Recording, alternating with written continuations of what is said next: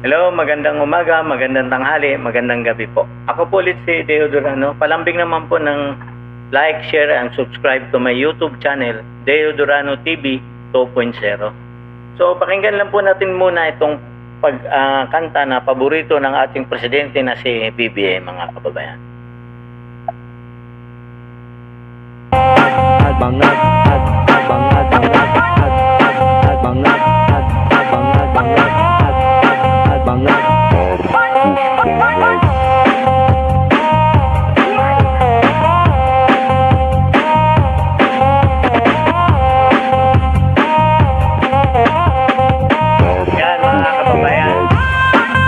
Paboritong song ng ating presidente na si BBM, mga kababayan. So mga kababayan, komentaryohan lang po natin itong mga salot sa lipunan ng mga nanunungkulan sa gobyerno, ng mga Judas, Barabas, Estas, mga anak ni Satanas, mga anak ng demonyo sa lipunan ito, na wala nang ginawa kung hindi pagpiyastahan ang pera ng bayan. Imbis na sa halip ang paglingkuran ang taong bayan, ang ginawa ay binusog ang sarili nilang bulsa. Yan ang nakakalungkot isipin, mga kababayan. Kasi nga po, itong mga taong ito, wala talagang kabusugan ito, mga kababayan.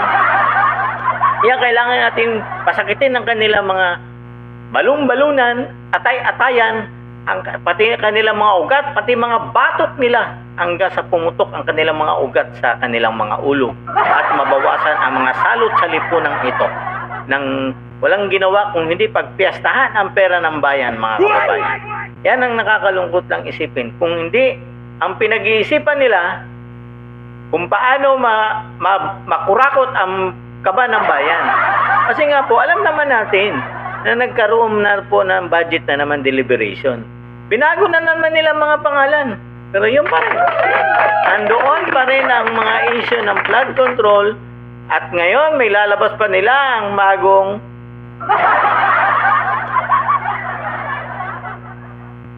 farm to market road na naman na issue, mga kababayan. So pakinggan lang po natin itong interview ni Senador Cayetano sa Bilyonaryo TV, mga kababayan. Isa si Senate Minority Leader Alan Peter Cayetano sa tila naiinit sa flood control investigation. Git niya, dapat mapanagot ang utak ng korupsyon. Pero sino nga ba ang mastermind sa anomalya? Narito ang agenda report ni Dexter Ganibe. Sa pagharap ni dating House Speaker Martin Romualdez sa investigasyon ng Independent Commission on Infrastructure, muling binuhay ni Senate Minority Leader Alan Peter Cayetano ang kanyang naunang babala at suhestyon. Sabi ni Cayetano, kailangang mahuli na ang mga mastermind sa likod ng malawakan at sistematikong korupsyon sa flood control projects. Hanggat hindi anya natutumbok sa mga parallel investigation ng mga mastermind na ito, guguluhin lang nila ang investigasyon para makalusot at may pagpatuloy ang pangungarap. Habang ang nagtitirahan kapwa congressman, kapwa senator, etc. I'm not saying walang guilty sa mga yan. Pero habang hindi na-expose yung mastermind, yan ang play niyan. Guluhin mo na lang sila ng guluhin. Sambit pa ni Cayetano, dahil ang utak sa flood control scandal ay kumita na ng bilyon-bilyong piso, kaya nilang guluhin ang mga ongoing investigation. Ilang buwan na rin anya matapos ang SONA ni PBBM na nag-expose sa iskandalo. Wala pa rin daw kompleto at malinaw na listahan ng lahat ng flood control project sa buong bansa.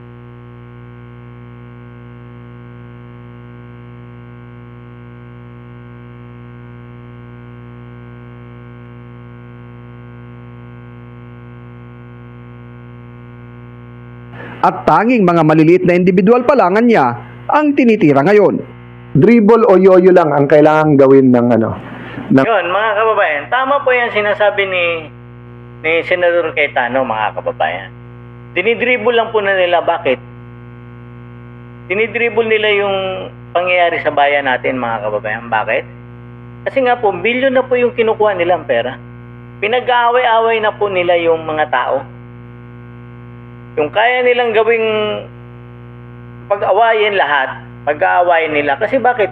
Bilyon na nga yung ninanakaw nila, mga kababayan. Talagang nangyayari na po yan ang hindi natin inaasahan, mga kababayan. Kasi kung magnanakaw ka ng mangga, diretso ka kulong. Kung magnakaw ka ng converb sa isang grocery store, kulong ka pag wala kang pang times 10 na bayad. Kasi times 10 po yan, mga kababayan, pag nahuli ka. Na isang latang sa corned beef dyan sa supermarket, pag nahuli ka, times 10 yan. Ngayon, pag nagnakaw ng bilyon, trillion o trillion pa man dyan, may panggastos ka. Sa mga abogado, sa mga tao na dapat mong bayaran, magbabayaran mo sila. Yun po yung katotohanan, di ba po? Nangyayari po yan. Tama po yung sinasabi ni Cayetano na dinidribble lang po nila ang pangyayari sa bayan natin. Bakit? Bilyon na po ang pumapasok sa kaban sa mga bulsa nila. Mali-malita na nga po eh. And yet, hindi pa nila uubusin yun para lang mailigtas sa mga sarili nila.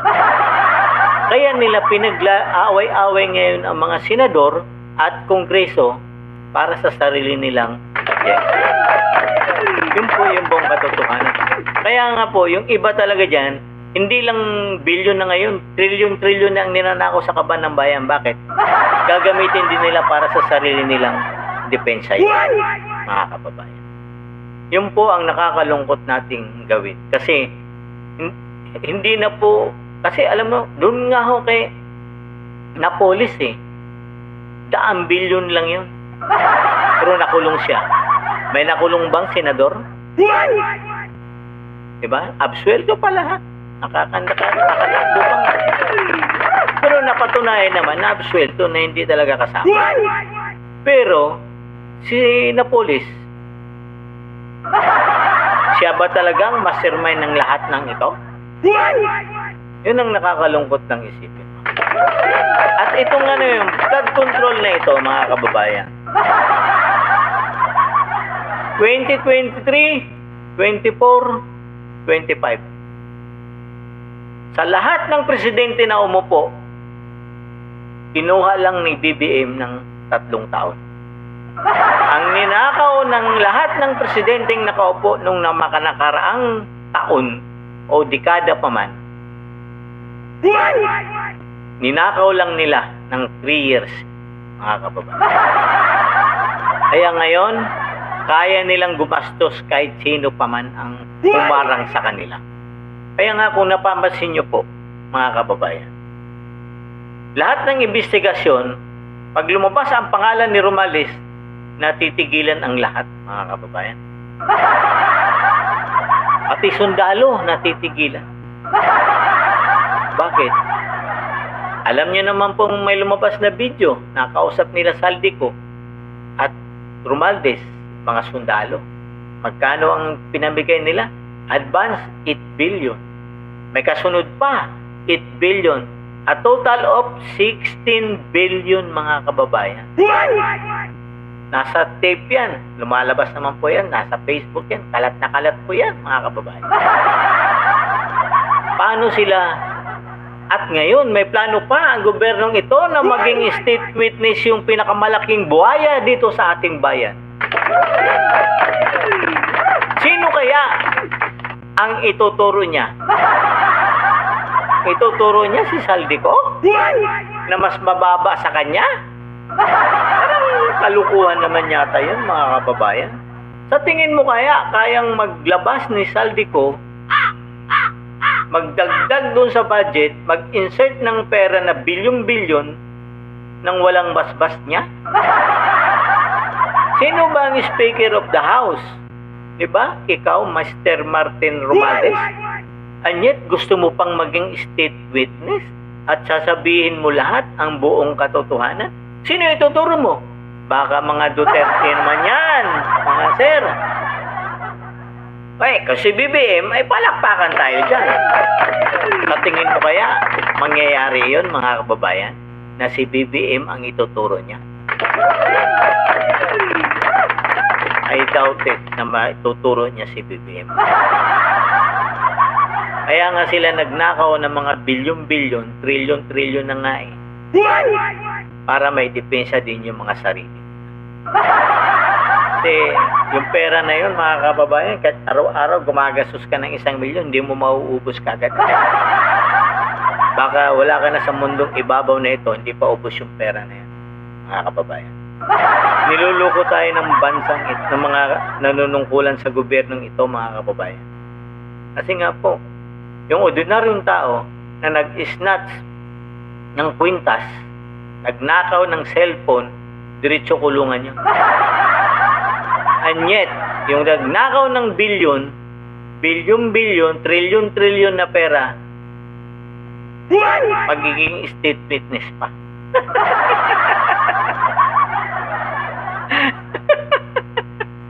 Nakakaloko ito, mga kababayan. Gusto pang, sino ang mastermind? Di ba po?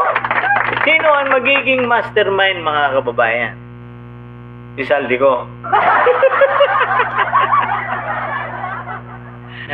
Ay, por Diyos, por Santo, mga kababayan. Mas sana kunin na kayo ni Lord. Pumutok na sana yung mga ugat ninyo sa ulo para kunin na kayo ni Lord, mga kababayan.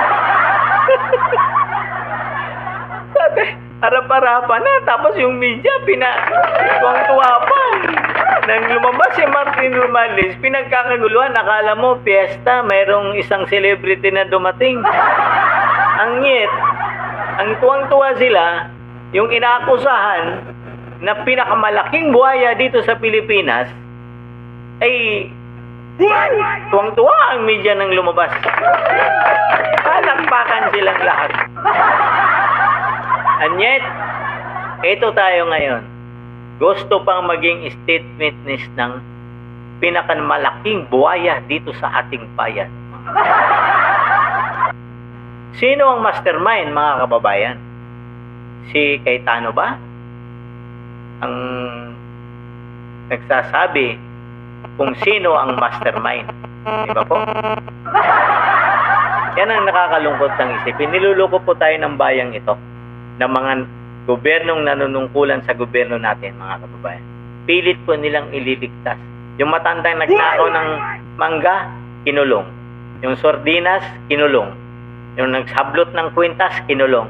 Pero itong bilyong-bilyong pera na ninanakaw sa bayan natin, kakaban ng bayan, ayan, umaharap pa sa media at gusto pang maging state witness. Nakakalungkot mang isipin, pero malamang mangyayari po ito. Sino kayang mastermind? Kung maging state witness si Martin Romualdez, mga kababayan. Si BBM kaya ang mastermind o baka naman si Pangulong Duterte na maging mastermind niya? Mga kababayan, hanggang dito na lang po muna ako. Ako po ulit si Deo Durano. Don't forget po to like and share, subscribe to my YouTube channel, Deo Durano TV 2.0. Palambing lang po ng subscribe, mga kababayan, para po sa mga batang aking tinutulungan na may autism po. Pan-therapy po nila, mga kababayan. Marami pong salamat. God save the Philippines.